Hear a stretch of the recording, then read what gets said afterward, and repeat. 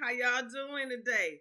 The Lord has given us another beautiful day, a day that we've never seen. Y'all, let us rejoice and be glad in it now. Look, the Father has given me a word, and I know a lot of people is going to be a little taken away with this, but I got to be obedient. The Father is setting things in order, and I mean, things have been out of order for a long, long time. A long time.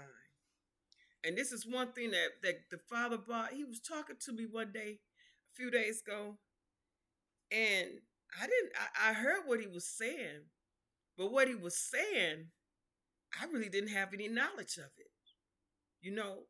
So I went digging and searching, and I found exactly what he was talking about, you know. Um, he said,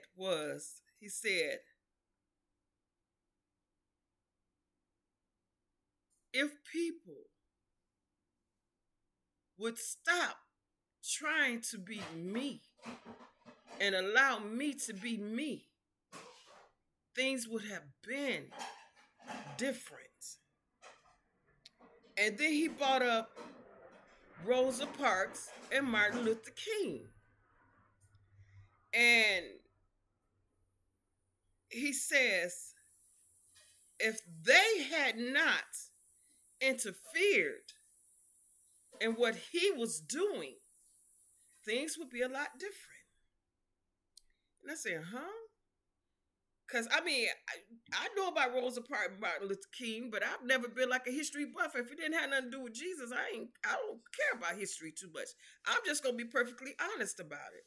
Now, when different things come along in life where I could look back at history and learn something from it, then I would do that.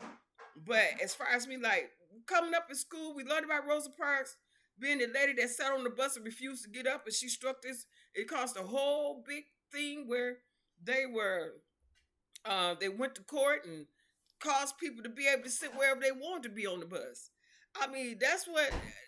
And then Martin Luther King, he's always been known as the man that caused, that did the civil rights era thing. You know, he's always been that person to me. But then the Lord began to talk to me about that, and I was like, huh? If they allowed you to be you, what did they do? Y'all, I was searching and come to find out, which I knew this part, but I didn't find this out until a little 2000 and something.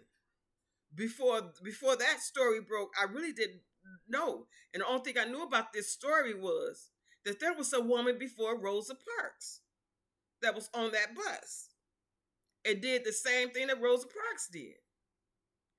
But I never knew her name. I never knew why she was the one. I heard that she was because she was too dark skinned.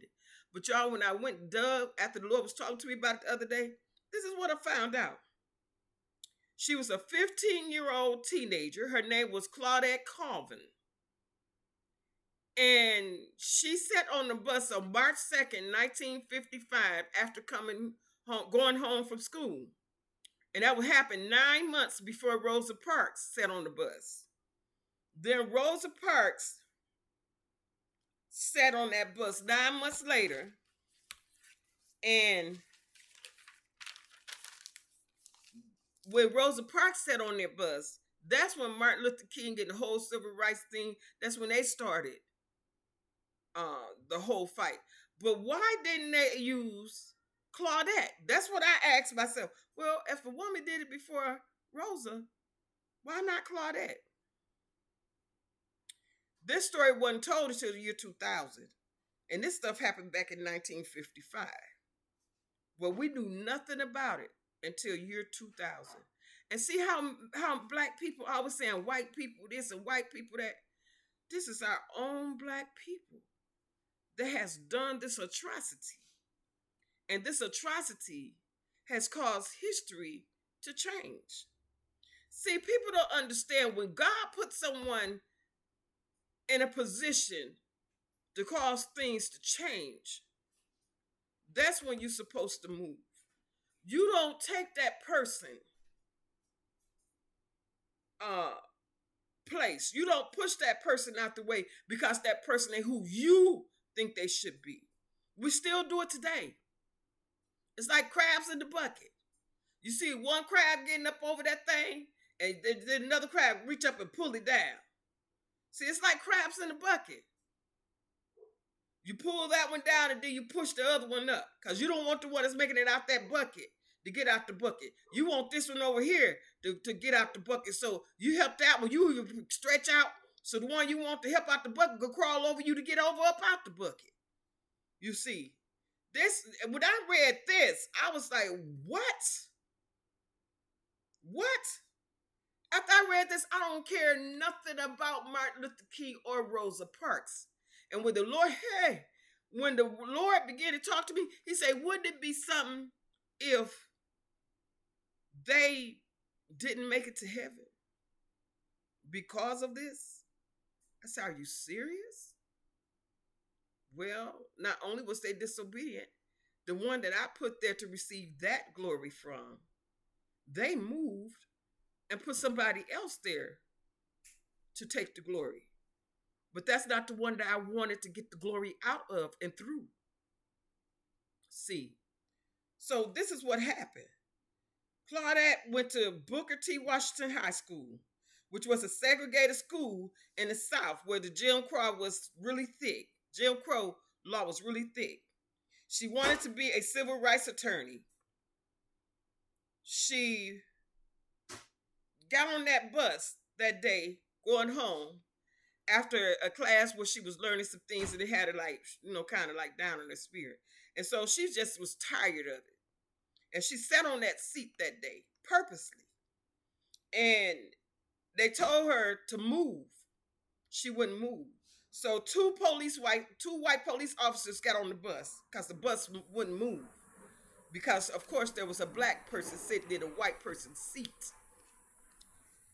And so it was two white police officers drug her from her seat. And while they was dragging her from the seat, she was saying, this is my constitutional right. But she was put in jail and she was charged with violating segregation laws, disturbing the peace, and assaulting the police. Now, she was convicted. Even though she was innocent, she was still convicted. And they put her in jail and not in the juvenile center. And they did have juvenile center back then too. But they put her in jail. She was only 15. Now, Martin Luther King, I say, well, why come they didn't use her? And it said that because she was a dark-skinned teenager with low income, she didn't have a degree, and she got pregnant out of wedlock. She didn't have nothing to contribute. It said Martin Luther King Jr. ostracized her because she was young, dark-skinned, a girl, and she became pregnant out of wedlock a few months out after the incident. Now, Rosa Parks befriended the girl. And the girl, she was 15. She didn't know no better. She was like, okay. And then Rosa Parks did the 9 months later. Sat on the bus and did the same thing she did. And Martin Luther King decided to use her because she was light-skinned. She was a woman still, but she was light-skinned. And she fit the bill. She light-skinned, she older, she's working, she was married. She fit the whole scenario what they wanted. However, God had placed Claudett there to do that, what she did. And instead of them using her, Martin Luther King ostracized that baby. Then Rosa Parks befriended the baby and went and took the baby's glory. Well, it wasn't the baby glory, but it was the glory that the father was trying to get through Claudett while she was yet 15, a child. Here is a grown woman that came and befriended this baby and went back and did the same thing that Claudett did. And then they took it and used Rosa Parks, and the whole civil rights thing just flew off the thing because of what Rosa Parks did, when in all actuality it was Claudett that had did it in the first place. And that happens all too often. And we always say white man this, white man that, when it is our own selves that is causing each other to fall, taking each other's glory. It ain't our glory, it's the Father's glory. Okay. Now, if the Father had put her there to do what she was supposed to do, at that particular time, on that particular day, Martin Luther King was supposed to use that baby. But instead, he ostracized her. And that wasn't right. I don't know what her life was after then, but in 2019, I think it was, she became the first black mayor in Montgomery, Alabama. In 2019, she had finally took her rightful place as a pivotal player in the struggle for racial equality. Now, this baby at age 15, she wanted to be a civil rights attorney. So if they had to use that baby, don't y'all know that that baby would have been pushed up? Hey, she already wanted to be a civil rights attorney. Age 15, she was young. And don't y'all know the Bible said that the younger you are, the more that the Father could use you. You are a stronger weapon for the Father to use when you're in your youth. But instead, they chose to use a older person because she was light-skinned and she was closer to where they thought white people would feel more inclined to listen to what they're saying, because the woman was really light-skinned and she could almost pass for a white person. See, we always want to think that we know better than what the Father knows. Don't y'all know that God knows what to do to defeat the devil and how to defeat him? It ain't about the outside package. It all too often, we always think that it's the outside package that is able to defeat our enemy, when it's not the outside package, it's the inside package. This baby, 15 years old, already is made up in her mind that she wanted to be a civil rights attorney. So that means she was already studying about civil rights. If it appealed to her, she was already following certain civil rights attorneys. She was already picking up knowledge and everything about it. So she already had an idea of what to do and how to do it, even though she was only 15. But because she was dark-skinned, she was a girl. I mean, come on. And she was only 15. And right now, today, we do the same thing. We think we know better than God. I don't care how old they are. If they are put in that situation and you can use that situation to help a cause or to help something, to help a cause, you use that person no matter how young or how old they are, no matter how light or how dark they is. They messed over that baby. And when they messed over that baby, they messed over the world. Because it was Claudett that was supposed to. That was her moment in time. And things would have been different. Hey, Jesus. Things would have not only been different in her life, but things would have been different in the world. In the world. Why? Because Claudett was the one that the Father had chosen to use for that specific person. Yeah, Martin Luther King and Rosa Parks, they did wonders. But they didn't do half as much as what God was going to do if they had went on to use Claudett. The Father told me this. He told me this. And I sit and I watch. I've been done like that with the water issue in Flint. I was the first one out there on that corner, fighting in that cold weather. I was out there by myself for about a month and a half. Then there was a white guy and a white lady came out, and they stayed out there with me for about another 2 months. And then they gave up because nobody else came. But when it all broke loose, you got that, you had one person that was on this, well, two of them that was on city council. They was the first one started protest. God knows that I was the first one. Then when everything was going on, I was the one standing up talking to them, but they put these two little white girls in my place. I enjoyed their little group, giving them information, and they putting the white girls up front, letting them go forth. Baby, they gained money, they gained power, they gained all kind of stuff. And little old me, even by words, when they made the movie, my name ain't nowhere in the movie. I was the one that said, we are in a war. No, I said we are what was that saying? We are in a fight. We are in a fight for our lives. They put that in the movie, but they put it where a white woman was saying it and not me. So see, a whole lot, everything. I was just wiped out of everything concerning the water crisis. Okay, so I know how it feels. I was the one that was beat up. I was the one that was put in jail. I was the one that had to go to court. I was the one that was lied on. I was the scapegoat. And everybody else, they would say everybody else did it. And little old me had nothing to do with it. But I was the one that was doing the work. So I know how Claudette felt. I know her. I know how she felt. She said at first, it was like she didn't care. But then when she thought about it, it got to her. It got to her. And she had every right for it to get to her. But I thank God that he brought it back around, and in 2019, she became the mayor, the first black mayor, so she did get something eventually. But if they would have only used her in 1955, the things in the world would be totally different, even for black people right now today. Segregation, racism, all that could have possibly been wiped away if they had just used that 15-year-old young lady, that 15-year-old girl that was coming home from a segregated school, that sat on the front of the bus in the white section and refused to move. If they had used her, if I opened up my mind and I could see a whole lot of things that would have changed, that could be changed from using that 15-year-old baby at that particular time.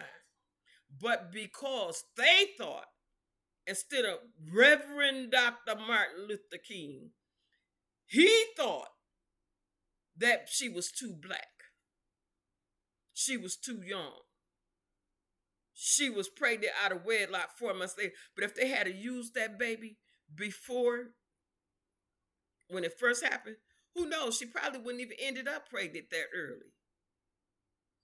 It's a whole lot of, it's just a whole lot of coulda, woulda, shouldas when it should have happened.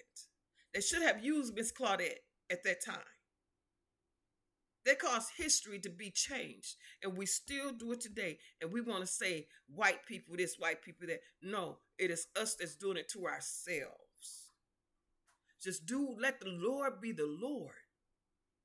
When he puts somebody somewhere or he calls them, use them and see what the Father's going to do.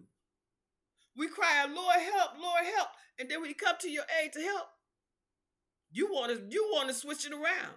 Well, okay, I see. But no, that's not the right scenario. But that would work. That would work. But she not the right person, or he ain't the right person. But yet that's the one that God used. If God pushed that person there and used that person, then that's the person that's supposed to be used. Y'all, we got to get it together. And then I'm listening to something the other day where it's talking about God. There's a higher power. But if you think God is listening to our prayers, then you sadly mistaken. The devil is the lie. God is always listening to our prayers. He's always coming to our aid. It's us that's well, not us. But it's the people that's messing it up. Because they holler God. But when God show up, I don't bit more on God. They want to do it their way, not God's way. And I hadn't even known about that. And the Lord began to talk to me about that the other day. I'm like, wow. Okay. Now, I don't mean no harm to nobody, but I'm just telling the truth. I'm telling it like it is. King family, I ain't coming up against y'all, but I'm just saying, he was wrong. Rosa, I ain't coming to Rosa Parks family, I ain't coming up against y'all, but I'm just saying they was wrong. She befriended that baby. And then when it took her place, she stole her destiny. Martin Luther King stole that woman's destiny. The God brought her back to, she became the first black mayor. And that's a good thing. But how was her life after, from age 15 up? They used her to go to court to fight about the right to sit on that bus, So they used her for that because she had went through that. But they done wrong. They done that baby wrong. They messed over her life. And when the father said, wouldn't it be something if they didn't make it to heaven because of that? And everybody think they done made it to heaven. All because they stole one person's destiny and made a whole big difference in a whole lot of other people's destiny. Now, I hope I got that out right so y'all can understand. Stop playing God. Stop playing God. And everybody looks up to Martin Luther King, Rosa Parks. But when I read that, I'm like, I can't see me giving them any more respect on that. Because they stole that baby's destiny.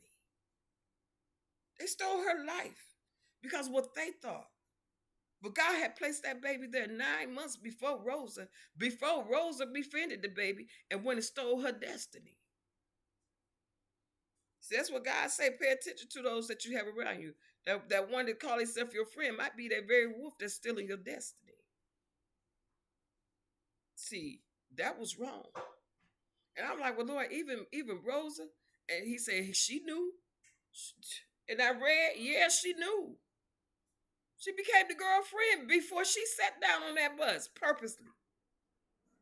And then the story that told was Rosa was tired and she just didn't want to move because she was so tired. No, she purposely sat in that seat. It ain't because she was tired. She had stole that baby destiny. And everybody think they was this and they was that. No, they were thieves. Hey, I would call it like it was. And like it is, they were thieves. Now, when it started, I told y'all, a lot of y'all ain't gonna like it. A lot of y'all ain't gonna like what I have to say about this. But I'm just telling the truth. How would you feel if somebody stole your destiny? Mine was stolen. But I'm trusting God to get it together. See, so I understand what Miss Claudett went through. I understand her feelings and her emotions throughout her life after that. She done beat herself up. She done sat and cried many nights thinking about that.